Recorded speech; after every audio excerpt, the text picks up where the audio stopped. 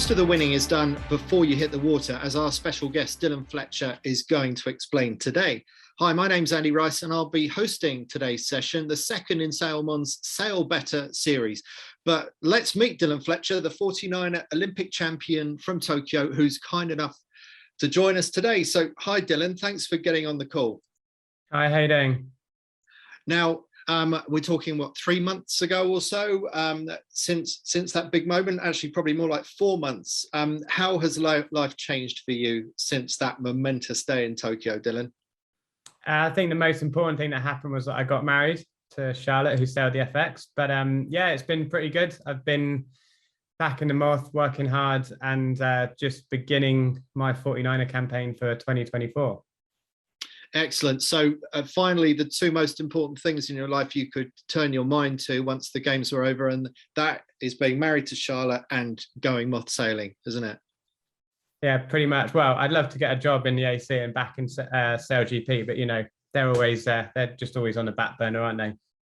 Yes, well, we'll have to wait and see on that one. It's yeah, you had a good year in that, and then of course somebody else came along with even more Olympic titles than you. But you know, let's see, fingers crossed. Let's see what opportunities come back for you, Dylan. Dylan, what an amazing moment. The British are meant to be reserved. We don't normally show our emotions, but they were fully on display there. How many times have you and Stu watched that back through? Yeah, not too many times, but we had a world-class dinner the other evening for the whole British sailing team, and it certainly brought a tear to my eye. You know, watching it again and being with Stu, it means so much to us. Interviewing you every day during the games at the mix zone, that brief moment that we journalists had to get to talk to the athletes, you always seemed very relaxed and you looked like you were enjoying every day of the games. And I had the sense that you had the belief that you could actually beat the spectre of Pete Burling and Blerchuk, the greatest 49er sailors ever. Is that how it felt? Did you go in there with that belief? Yeah, I think Stu and I, when we started the campaign, we said that, or we believed that we could beat them. And actually we wrote down sort of, you know, a bit of what that would look like. And part of that was the medal race. And we said that if we want to win gold in Tokyo, we'll be in a match race or a super tight race with the Kiwis for it. And we're going to have to deliver. And that's exactly pretty much what it came down to. So it was nice for us to deliver upon what we set out all those years ago. Now, I was there at the Olympics, but actually, funny enough, you often get to see less than if you're sitting at home watching the TV. So I didn't hear the audio coming off the boats, which was a great contributing factor to the amazing coverage and gave us an insight into the way that top sailors like you were thinking. And I heard it reported that Stu said, right, that, or one of you said, right, that's the wave we needed, or something like that. It was a particular wave you needed to kick the boat over the top of, and you felt that once you got over that wave, that could actually clinch it. Am I right? And if so, just talk us through that moment in the race. Yeah, the comms, the communication between Stu and I is something that we'd worked quite hard on, and the medal race really felt like that was it. You know, everything we worked on, that was the finished product. And coming into the finish, we were discussing every little wave, you know, and it's always that critical factor. When do you time your dip for the line? We were just saying, wait, okay, that's a wave, and off we go. And it's quite a difficult thing to still be sailing towards the other boat when they've got right of way, but know that if you don't turn at the right time, that could be silver rather than gold. Yeah, amazing. Well, we might use the example of that race to talk about today's topic, which is how do you prepare for a sailboat race? I said at the top of the show that much or most of the winning is done before you hit the water. What's your view on that? How much do you think, especially at the Olympic level, the winning is done before you even cross the start line? I certainly think that there is a lot that goes on in the background, and I don't think I fully appreciated that, you know, beforehand. I remember going to Rio and thinking that we're in a position to medal, And I think that we were an outside medal chance, realistically. But the level of campaign difference between Rio and 2020 was huge. And, that was all the work that had gone on behind the scenes to enable us to get to that position. And yeah, I mean, ultimately, yeah, most of the winning is done beforehand, and then it's just about delivering ultimately. But again, that's still work that you've done beforehand. And I suppose that preparation, it's not just technically what it gives you, but it's also the confidence that it gives you mentally, that you've left no stone unturned, that you have done your homework in every respect. Is that part of what the preparation is about as well? Yeah, of course. It's not just having the fastest boat or fastest piece of equipment. It's, like I said, Stu and I worked on our communication and our roles, and a lot of that actually came through the Sail GP, sailing the F50. And we learned a lot from that, which we brought into the 49er. And I think you just spend every day having to be efficient and be productive. And I think that's when you start adding in these separate campaigns into your, Olympic campaign, something that Pete and Blair have obviously done very well, is that it actually really focuses your mind on those days that you have for your 49er sailing.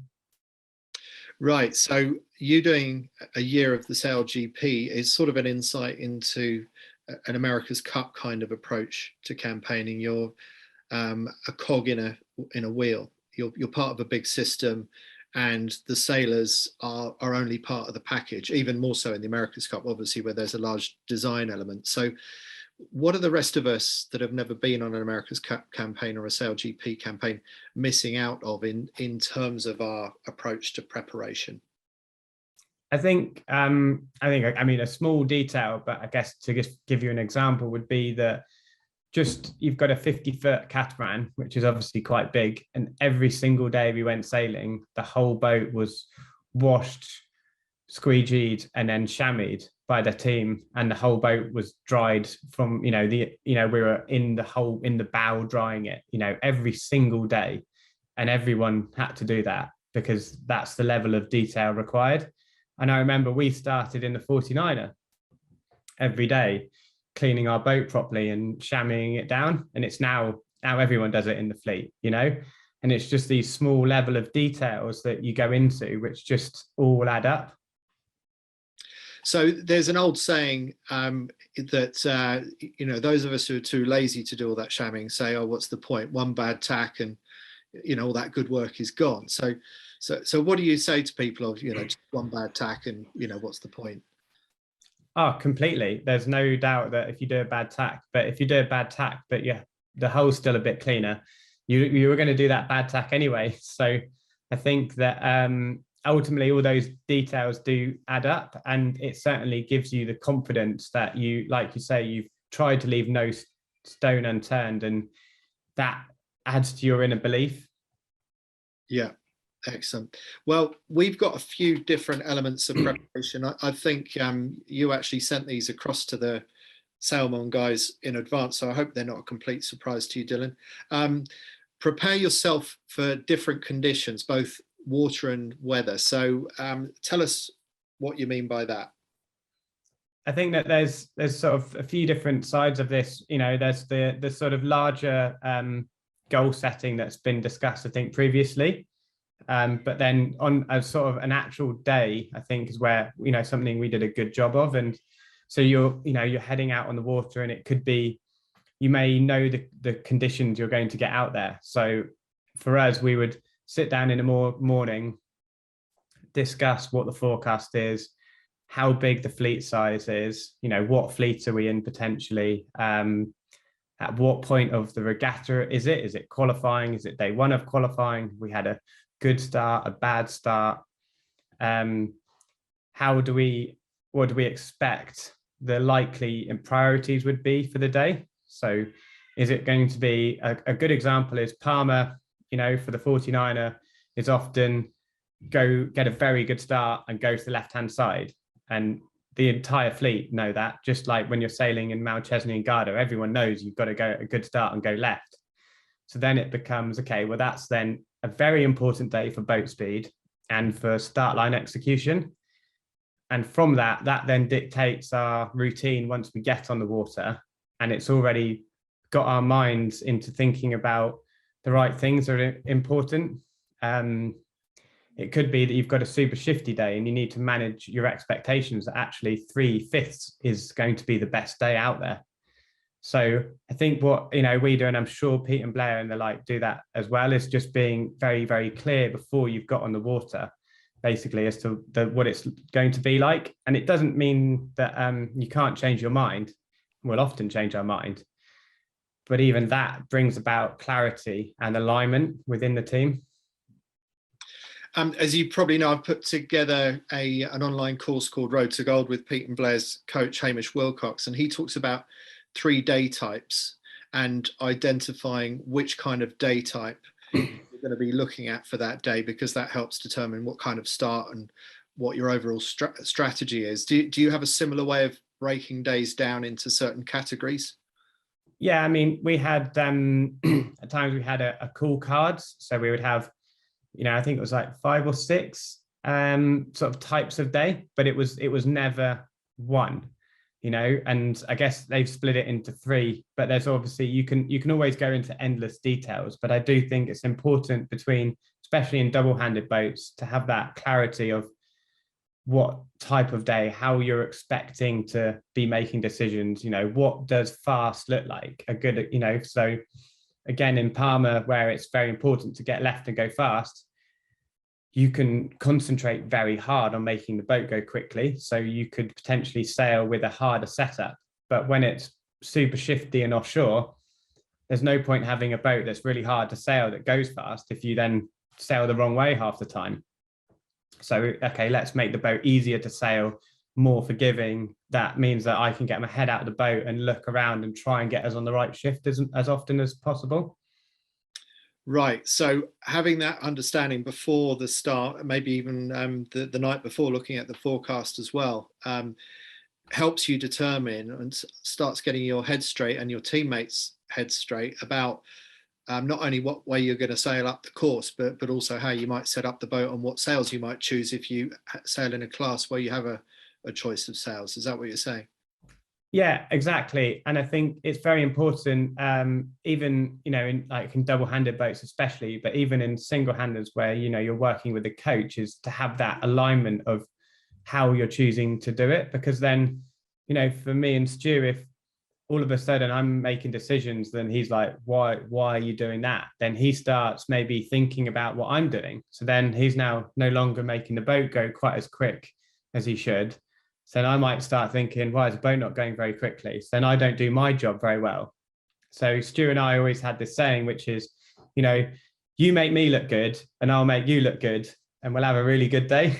So if he made the boat go fast and I made the right decisions, we look like rock stars. So let's just try and do that. Okay. Is that also to get yourself on the same page as a team, right? To sort of avoid that sort of nitpicking that can sometimes arise between people in a team?